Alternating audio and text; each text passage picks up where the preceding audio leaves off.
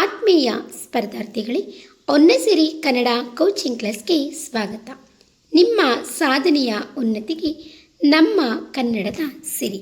ಆತ್ಮೀಯ ಸ್ಪರ್ಧಾರ್ಥಿಗಳೇ, ಹೊನ್ನಸಿರಿ ಕನ್ನಡ ಕೋಚಿಂಗ್ ಕ್ಲಾಸ್ಗೆ ಸ್ವಾಗತ.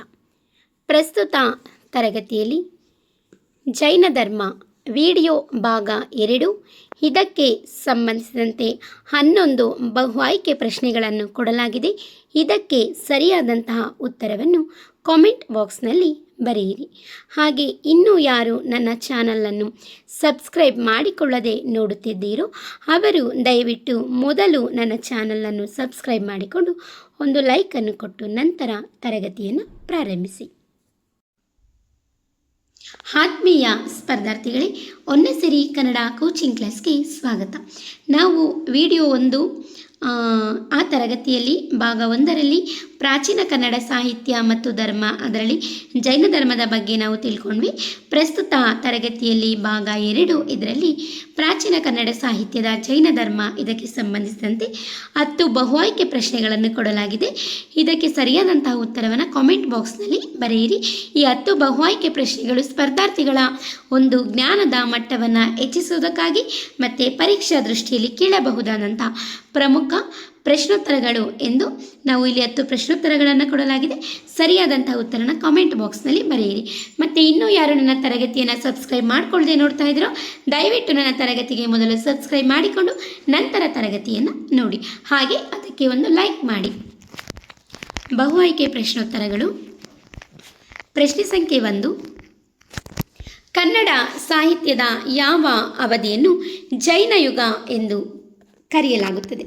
ಆಪ್ಷನ್ ಎ ಕ್ರಿಸ್ತಶಕ 6ರಿಂದ 9ನೇ ಶತಮಾನ, ಆಪ್ಷನ್ ಬಿ ಕ್ರಿಸ್ತಶಕ 9ರಿಂದ 12ನೇ ಶತಮಾನ, ಆಪ್ಷನ್ ಸಿ 12ರಿಂದ 15ನೇ ಶತಮಾನ, ಆಪ್ಷನ್ ಡಿ ಕ್ರಿಸ್ತಶಕ 15ರಿಂದ 18ನೇ ಶತಮಾನ. ಸರಿಯಾದಂತಹ ಉತ್ತರವನ್ನು ಕಾಮೆಂಟ್ ಬಾಕ್ಸ್ನಲ್ಲಿ ಬರೆಯಿರಿ. ಪ್ರಶ್ನೆ ಸಂಖ್ಯೆ 2, ಕನ್ನಡದ ಪ್ರಸಿದ್ಧ ರತ್ನತ್ರಯರು ಎಂದು ಯಾರನ್ನು ಕರೆಯಲಾಗುತ್ತದೆ? Option A Harihara, Raghavanka, Lakshmisha, option B Pampa, Ponna, Ranna, option C Nripatunga, Shri Vijaya, Keshiraja, option D Kumaravyasa, Chamarasa, Sarvajna. ಪ್ರಶ್ನೆ ಸಂಖ್ಯೆ 3, ಮೊದಲ ಲಕ್ಷಣ ಗ್ರಂಥ ಕವಿರಾಜ ಮಾರ್ಗ ಯಾರ ಆಸ್ಥಾನದಲ್ಲಿ ರಚನೆಯಾಯಿತು?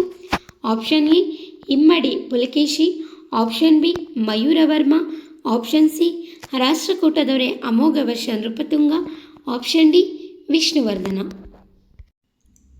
ಪ್ರಶ್ನೆ ಸಂಖ್ಯೆ 4, ಕನ್ನಡದ ಪ್ರಥಮ ಉಪಲಬ್ಧ ಗದ್ಯ ಗ್ರಂಥ ಒಡ್ಡರಾಧನೆಯ ಕರ್ತೃ ಯಾರು?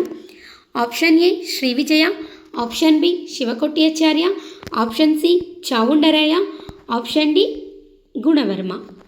ಪ್ರಶ್ನೆ ಸಂಖ್ಯೆ 5, ಆದಿಕವಿ ಪಂಪನು ಬರೆದ ಪ್ರಸಿದ್ಧ ಜೈನ ಧಾರ್ಮಿಕ ಮಹಾಕಾವ್ಯ ಯಾವುದು?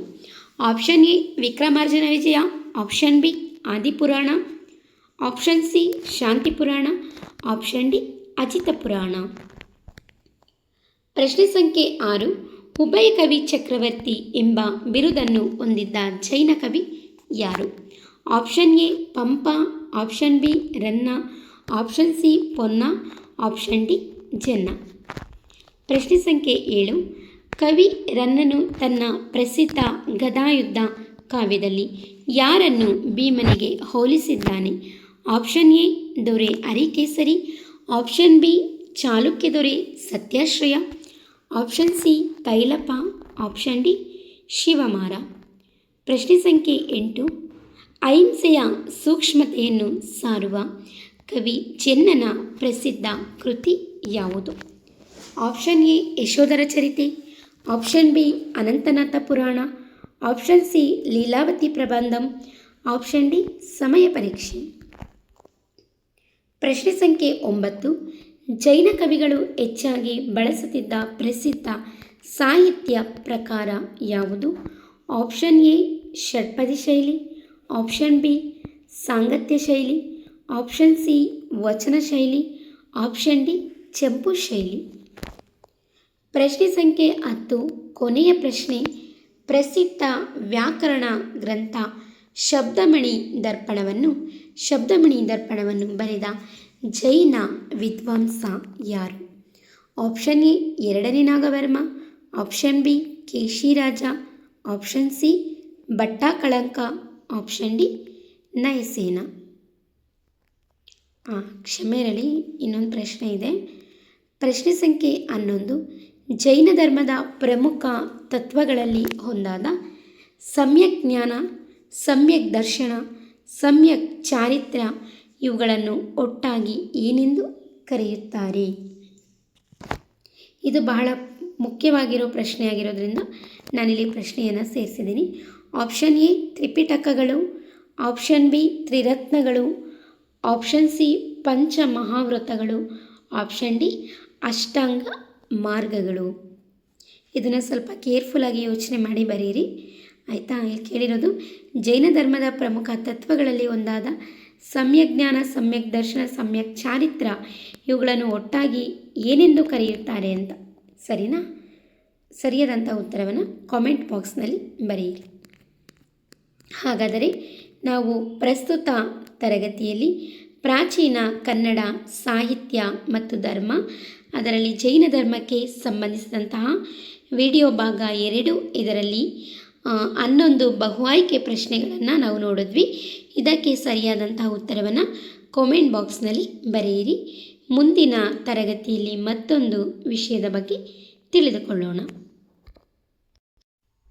ಧನ್ಯವಾದಗಳು. ಶುಭ ದಿನ. ದಯವಿಟ್ಟು ನನ್ನ ತರಗತಿಗೆ ಲೈಕ್ ಮಾಡಿ, ಸಬ್ಸ್ಕ್ರೈಬ್ ಮಾಡಿ, ಬೆಲ್ ಐಕಾನ್ ಕ್ಲಿಕ್ ಮಾಡಿ.